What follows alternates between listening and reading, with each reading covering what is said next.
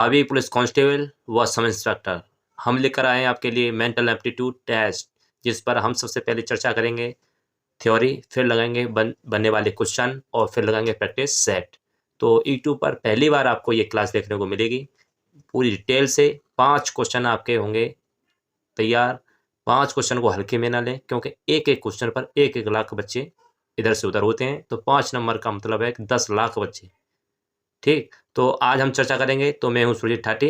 तो चर्चा करते हैं Uttar Pradesh police constable police से उप निरीक्षक मानसिक अभिरुचि परीक्षण पर। तो हम चर्चा करेंगे। सबसे पहले इसके मैंने 14 टॉपिक बनाए हैं। 14 टॉपिक को बारी बारी से पढ़ेंगे, फिर उसके बाद में निचोड़ निकालेंगे। उसके बाद प्रीवियस ईयर क्वेश्चन प्लस आने वाले भावी क्वेश्चन हम लगाएंगे। तो हम सबसे पहले बात कर लेंगे पब्लिक इंटरेस्ट जनहित की। जनहित है क्या? तो जनहित का सामान्य अर्थ है समाज में रहने वाले सभी वर्गों के हितों में कार्य करना। जनहित का मूल उद्देश्य सामाजिक न्याय है। जनहित के मामलों के क्रियान्वयन के लिए सर्वाधिक सशक्त माध्यम पुलिस है। पुलिस इसलिए है क्योंकि आज अगर जो पुलिस ना हो तो आज भी गली गलियारे आपके गुंडे घूमेंगे। उन गुंडों पर तंज कसने के लिए पुलिस है। लोकतंत्र का बुनियादी मूल तंत्र भी जनहित है। तो हम बात कर रहे हैं अकाल के समय पुलिस अधिकारी को मार्गदर्शन के निर्देश, पैरा 328 पुलिस रेगुलेशन में ये संदर्भित है। और हम बात करेंगे आगे राष्ट्रीय हित की। तो राष्ट्रीय हित के प्रभावी बनाने की जरूरत पुलिस व्यवस्था है। एक व्यक्ति के साथ अपराध किया गया है तो आप पुलिस अधिकारी हैं, तो ये मानकर बताएं आप क्या करेंगे। तो इसका आंसर ये होगा कि वहाँ पर ऑप्शन आपको देखने को मिलेंगे 4। उसमें ऑप्शन होगा आप उसके व्यक्ति के साथ हो जाएंगे, व्यक्ति की सिंपैथी में चले जाएंगे, या आएंगे उसको कुर्सी पर बिठाएंगे और तुरंत ही उस पर कार्रवाई करेंगे, या फिर अलग से ऑप्शन होगा वो आएगा और आप आओ ताओ में उसके साथ ही चल देंगे। लेकिन नहीं, उसका सही आंसर ये होगा रिपोर्ट दर्ज करेंगे और सांत्वना देंगे। सांत्वना का उद्देश्य ये है कि उसे ये विश्वास दिलाएंगे हम पुलिस आपके साथ है, 24 आवर्स ऑन ड्यूटी है, पुलिस आपकी सेवा में तत्पर तैयार है, ये देंगे। राज्य के नीति निर्देशक तत्व भारतीय संविधान के किस भाग में शामिल किए गए हैं? तो वो भाग हमारे भाग 4 में किए गए हैं। डीपीएसपी की बात की गई है। इसमें बात करेंगे कानून शांति व्यवस्था। पुलिस कानून शांति व्यवस्था कैसे बनाए, जिससे हम बोलते हैं law and order. Law and order तो कानून एवं शांति व्यवस्था किसी भी राष्ट्र की आर्थिक प्रगति का एक सशक्त माध्यम है।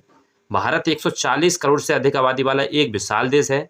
इतने विशाल देश में शांति व्यवस्था बनाए रखना पुलिस का प्रथम कर्तव्य है। यदि पुलिस जनता का सम्मान, सहयोग व उसके सदव्यवहार करती है, उसके साथ सदव्यवहार करती है, न कि दुर्व्यवहार, तो उसे शांति और कानून व्यवस्था लागू करने में सफलता प्राप्त है होती है। देश की आंतरिक सुरक्षा से संबंधित मामलों की जिम्मेदारी गृह मंत्रालय की है। गृह मंत्रालय अपराध न्याय प्रणाली के क्रियान्वयन के लिए कानून भी बनाता है। तो उसमें कुछ क्वेश्चन बनते हैं। तो क्वेश्चन इस प्रकार होते हैं, पुलिस का कार्य क्या है? तो हमारा आंसर होगा अपराधों का पता लगाना, उनको रोकना और समाज में कानून और व्यवस्था स्थापित करना। अगला क्वेश्चन एग्जामिनर करेगा आपसे, भारतीय संविधान के किस अनुसूची में पुलिस और लोक व्यवस्था को राज्य का विषय कहा गया है? तो है हमारी 7वीं अनुसूची। अगला आपसे क्वेश्चन किया जाएगा कानून शांति व्यवस्था से, लॉ एंड ऑर्डर से, संगठित अपराध के खतरों से निपटने के लिए विकसित की जाने वाली प्रणाली का नाम क्या है? वो है संगठित अपराध सूचना प्रणाली। अगला क्वेश्चन आपसे ये है, जब कोई जमाव बिगड़ता नहीं है तब पुलिस क्या करती है? तो वो बल का प्रयोग करती है। बल का मतलब पहले तो सांत्वना देगी, लेकिन सिचुएशन आउट ऑफ कंट्रोल होती है तो वो बल का प्रयोग करती है। तो पीएससी बुलाएगी और लाठी घुसे सब चलाएगी, फिर जो उसे उसके लिए जरूरी है। अगला है, आप पुलिस थाने के भारत साधक अधिकारी हैं। भारत साधक अधिकारी यहाँ पर जो एसआई सब इंस्पेक्टर, तो आपको संज्ञेय अपराध की सूचना दी जाती है, आप क्या करेंगे? तो इसमें प्रथम सूचना रिपोर्ट प्रारूप संख्या 341 दर्ज करेंगे एफआईआर, और फिर उसके बाद उस पर संज्ञान लेंगे। अगला क्वेश्चन, जब किसी पुलिस थाने के बाहर साधक अधिकारी को करेंसी नोटों के संवहन की रिपोर्ट प्राप्त होती है तो वह ऐसी रिपोर्ट तुरंत लाल लिफाफे में पुलिस अधीक्षक जिला मजिस्ट्रेट को भेजेगा। अगर अगला क्वेश्चन है, कानून तथा शांति व्यवस्था को बनाए रखना किसकी जिम्मेदारी है? तो वह राज्य सरकार की। राज्य सरकार का मतलब मुखिया, chief minister he law and order follow करता है। क्यों? लॉ एंड ऑर्डर का सबसे कहते हैं ना कि आज जैसे योगी जी कहीं वहाँ बैठे बैठे सारा पूरा यूपी कंट्रोल किए हुए हैं, तो वो सब क्या है? Law and order. क्योंकि राज्य सरकार के मुखिया कौन है? हमारे उत्तर प्रदेश सरकार के योगी जी। तो योगी जी के हाथ में है लॉ एंड ऑर्डर। तो कानून तथा शांति व्यवस्था को बनाए रखना राज्य सरकार की जिम्मेदारी है और राज्य सरकार के हाथों में है। अच्छा, बात करेंगे हम दिल्ली, जैसे कोलकाता, मुंबई, चेन्नई, बेंगलुरु, हैदराबाद, भुवनेश्वर, कटक, अहमदाबाद, पुणे, नागपुर जैसे बड़े शहरों में पुलिस व्यवस्था प्रत्यक्ष रूप से किसके अधीन होती है? तो वो होती है पुलिस आयुक्त, जिसे हम बोलते हैं पुलिस कमिश्नर। तो जो बड़े हमारे जो नगर हैं ना, तो उनमें पुलिस कमिश्नर आज भी चलते हैं, आज भी पुलिस कमिश्नर हैं। हम बात करेंगे राष्ट्रीय अपराध रिकॉर्ड ब्यूरो, एक नोडल एजेंसी है, तो इसके किसके अधीन आती है? तो ये आती है होम मिनिस्ट्री की। जैसे हमारी स्टेट की पुलिस है, वो तो हमारी हो गई पुलिस, स्टेट पुलिस है, जैसे उत्तर प्रदेश, बिहार पुलिस और हरियाणा पुलिस, चंडीगढ़ पुलिस, ये सब स्टेट पुलिस हैं। लेकिन कुछ पुलिस सेंटर की भी है, केंद्र की भी है, जैसे सीआरपीएफ है, सीआईएसएफ है और आईटीबीपी है। ये जो पुलिस है ना, ये सब कहाँ की हैं? केंद्र की पुलिस हैं। ऐसे ही जब हम बात करेंगे फिर, या जो ये होम मिनिस्ट्री के पास केंद्र की पुलिस है, तो फिर ये आर्मी और बीएसएफ, वो आर्मी और ये एयरफोर्स नेवी किसके पास है? तो ये रक्षा मंत्रालय के पास में, जिसके सुप्रीम होता है आपके राष्ट्रपति। तो यहाँ तक हमारे क्लियर हुआ। गृह मंत्रालय के अंदर राष्ट्रीय अपराध रिकॉर्ड ब्यूरो एक नोडल एजेंसी जो आती है गृह मंत्रालय के अधीन। बात करेंगे हम, तीसरा टॉपिक हमारे ये सांप्रदायिक सद्भाव, कम्युनल हार्मोनी। तो इसकी बात करेंगे तो भारतीय संविधान के भाग 3 में वर्णित मूल अधिकारों को अनुच्छेद 25 से 28 में आपने पॉलिटी में पढ़ा होगा, ये धार्मिक स्वतंत्रता प्रदान की गई है। संविधान की उद्देशिका में पंथ निरपेक्षता का जिक्र भी भारतीय को परिभाषित कर देता है। अनुच्छेद 25(1) में भारत के प्रत्येक नागरिक को किसी भी धर्म को मानने, उसका प्रचार करने की स्वतंत्रता प्रदान की गई है। संप्रदाय की एकता तभी स्थापित होगी जब हम मानवता की एकात्मकता को स्वीकार कर लें। यह एक सर्वमान्य तथ्य है कि कोई भी धर्म आपसी बैरभाव का संदेश नहीं देता है, सभी धर्म आपस में भाईचारे से रहने का ही संदेश देते हैं। क्योंकि 25(1) कहता है कि प्रत्येक नागरिक अपने धर्म को मान सकता है। तो सांप्रदायिक सद्भाव का मतलब ये है कि कोई भी बहुसंख्यक अल्पसंख्यक को अपने बस में कर उसे धर्मांतरण न करे। तो इसके लिए पुलिस उसके साथ तत्परता तैयार है। तो अल्पसंख्यक या बहुसंख्यक कोई किसी पर जबरन कोई भी सांप्रदायिक ऐसा न भेजे, तो उसके सांप्रदायिक सद्भाव भी पुलिस का काम है, न कि भेदभाव। सांप्रदायिक भेदभाव नहीं करेगी पुलिस, ठीक, सद्भाव रखेगी। तो इससे बनने वाले क्वेश्चन इस प्रकार आते हैं, जैसे सांप्रदायिक विद्वेषण का कारण क्या है? तो इसका सही है अपने अपने धर्म को सर्वश्रेष्ठ समझना, और ये हकीकत है, अपना धर्म सर्वश्रेष्ठ समझना। लेकिन इसका मतलब ये भी नहीं है कि आप अपना श्रेष्ठ समझें और दूसरे को धकेल दें नीचे, ऐसा नहीं है। आपका श्रेष्ठ है, अच्छी बात है, लेकिन उसके लिए सर्वश्रेष्ठ है वो और अच्छी बात है। तो सांप्रदायिक विद्वेषण का कार्य ये है कि अपने अपने धर्म को सर्वश्रेष्ठ समझना है। सांप्रदायिक सद्भाव बनाए रखने के लिए क्या करना चाहिए? तो इसका आंसर ये है, सांप्रदायिक सद्भाव पर गोष्ठी आयोजित की जानी चाहिए। अगला पूछता है आपसे, आप सांप्रदायिक संवेदनशील क्षेत्र में नियुक्त हैं, तो आप क्या करेंगे? तो इसमें आपकी तरफ से डिटेल्ड आंसर ये होना चाहिए, आप सांप्रदायिक सद्भाव बढ़ाएंगे, ये दोनों पक्षों से समानता बनाएंगे। ये आपका फर्ज और कर्म दोनों ही होने चाहिए। अगला आपसे पूछा जाता है, आप ऐसी जगह नियुक्त हैं जहाँ हिंदू मुस्लिम दोनों धर्मों के लोग रहते हैं, आप सांप्रदायिक सद्भाव कैसे बनाएंगे? तो इनमें एक सी बात है, हिंदू मुस्लिम को, दोनों पक्षों के लोगों को साथ लेकर आप सांप्रदायिक सद्भाव बना पाएंगे। अगला पूछता है, जैसे सांप्रदायिक सद्भाव स्थापित किया जा सकता है, तो वो सभी धर्मों ये विभिन्न जातियों के लोगों की भावनाओं और आकांक्षाओं का सम्मान करके। अगला पूछता है आपको, भारतीय संविधान में धार्मिक स्वतंत्रता संबंधी अधिकारों को किन अनुच्छेदों में वर्णित किया गया है? तो अनुच्छेद 25 से 28 तक धार्मिक स्वतंत्रता की बात की गई है इंडियन पॉलिटी में, मूल अधिकार भाग 3 में।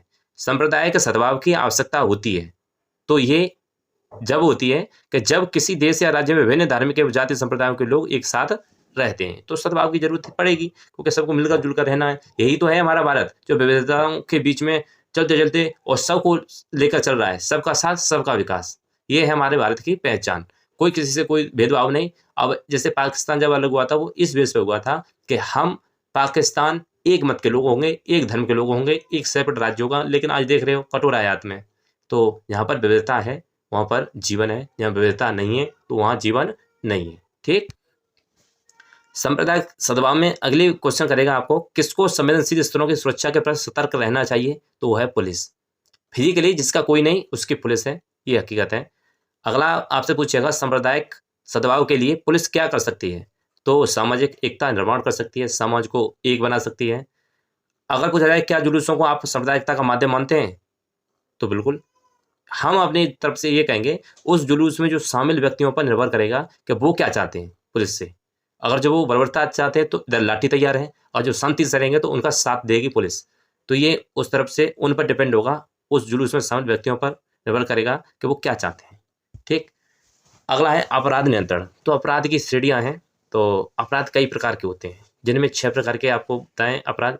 तो पहला होता है जमानती अपराध, जिसमें क्या होता है कि जो ये जमानती अपराध में अभियुक्त की जमानत स्वीकार करना पुलिस अधिकारी और न्यायालय का कर्तव्य है। जो गैर जमानती अपराध होते हैं जिन्हें नॉन बेलेबल ऑफेंस बोलते हैं, जिनमें क्या होता है कि ऐसे अपराधों में जमानत स्वीकार करना या नहीं करना मजिस्ट्रेट के विवेक पर निर्भर करता है कि जमानत दी जाए या इसको सजा दी जाए।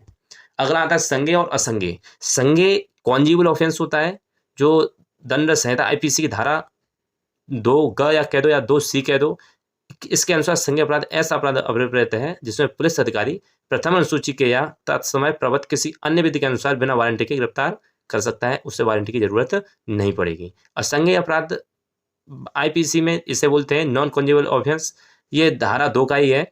तो इसका तात्पर्य ऐसे अपराध से है जिसमें पुलिस अधिकारी अपराधी को बिना वारंटी के गिरफ्तार नहीं कर सकता, और जो अपराधी जिसके लिए पुलिस गई है वो पूछ सकता है भाई वारंट कहाँ है, सर्च वारंट कहाँ है या कुछ भी, तो बिना वारंट के असंज्ञेय अपराध में नहीं कर सकता। सम्मन मामले और वारंट मामला। सम्मन मामले एक बुलावा है जो आईपीसी की धारा 2B में सम्मन मामले का उल्लेख है। सम्मन मामले ऐसा मामला अभिप्रेत है जो किसी अपराध से सम्मत होता है और जो वारंट मामला नहीं होता। जैसे कि कोई केस चलाना है किसी पर, तो उससे सबसे पहले सम्मन जाएंगे, उन सम्मनों को न मानना, फिर कटेंगे बेटा तुम्हारे वारंट।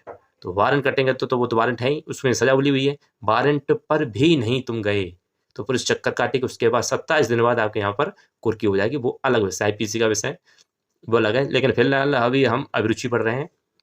वारंट मामला ये हो गया। दंड प्रक्रिया ये कहती है कि आपको कोई सजा मिल चुकी है, आप सजा काटने के इच्छुक नहीं है, आप उस समय पर नहीं जा रहे, तो कोर्ट आपके लिए वारंट इशू करेगा। अच्छा, ये अपराध के 6 हमने देख लिए पुलिस क्या कर सकती है अपराध के मामले में। लेकिन अब एक चीज और सबसे अच्छी निकल के आई है, बायोमेट्रिक।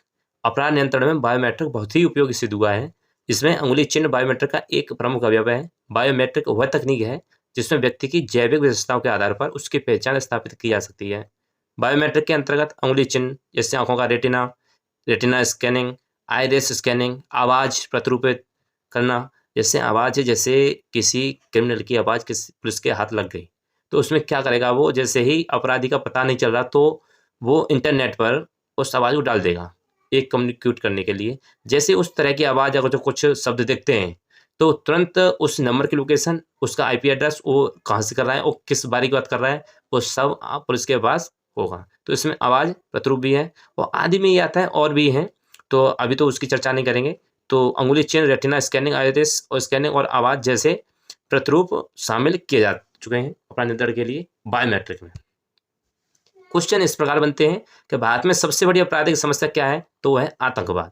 देश में बढ़ते हुए अपराध पर नियंत्रण करने के लिए केंद्र सरकार ने अभी हाल ही में चेन्नई, मुंबई, हैदराबाद या कोलकाता राष्ट्रीय सुरक्षा गार्ड के क्षेत्रीय कार्यालयों की स्थापना की है। इसका मुख्यालय कहाँ स्थित है, तो वो है आपका दिल्ली में।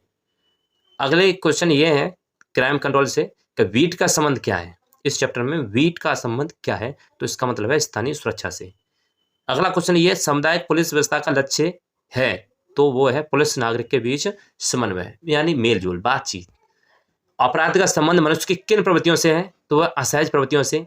अपराधी व्यक्ति के ओठ सूखेंगे और ओठ से मालूम पड़ जाता है ये जिसने अपराध किया है, उसकी निगाहें तितर बितर ऊपर नीचे आती जाती रहेगी, तो उसकी जो प्रवृत्ति है वो असहज टाइप की होगी। तो इससे मालूम पड़ता है कि इसने कोई गुनाह किया है, मतलब अपराध किया है। अपराध की कई पहचान होती हैं, जैसे उसके पैरों का अंगूठे का चलना, इठना, पैरों का इधर उधर, आंखें इधर से मचलना, ओठों को सूखना, ये सब उसके अपराध संबंध मनुष्य की प्रवृत्तियां हैं। तो असहज प्रवृत्तियों से उसका पता चलता है। इमेजिंग प्रणाली किससे संबंधित है, तो यह है मोबाइल से। किस उपकरण से 10 अंगुल का चिन्ह आसानी पूर्वक लिया जा सकता है, वो होता है लाइव स्कैनर।